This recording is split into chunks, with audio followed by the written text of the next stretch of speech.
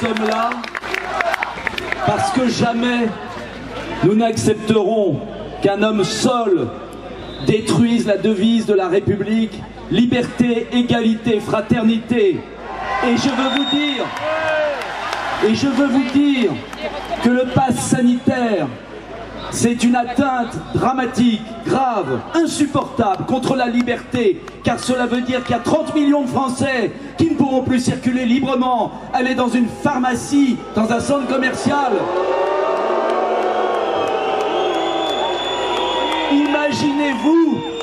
Imaginez-vous qu'il y a 30 millions de Français qui ne pourront plus rentrer à l'hôpital pour une consultation. Vous vous rendez compte ce que ça veut dire? Atteinte à l'égalité, car c'est la discrimination affichée, revendiquée, la théorie du bouc émissaire. On désigne une partie d'entre nous, on les met à la vindicte publique, ils dressent les Français les uns contre les autres. C'est insupportable car nous sommes tous Français libres.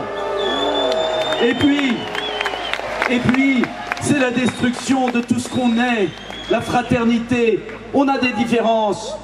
La France est faite de différences. Mais il y a des moments où jamais on ne peut accepter qu'on détruise ce qu'on est au plus profond de nous-mêmes. La liberté de disposer de son corps, la liberté de disposer de sa pensée, la liberté de s'exprimer. Alors, je veux vous dire pour conclure, je me battrai au Parlement et je regrette que nous ne soyons pas si nombreux. Martine, comme député de la nation ici présent, toute la semaine nous bataillerons.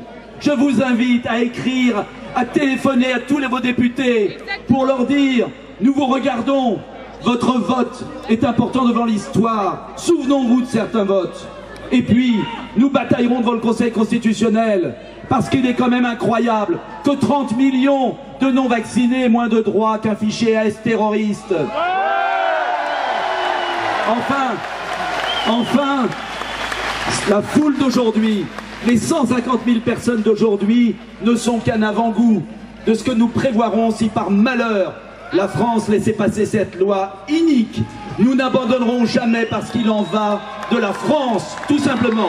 Vive la République!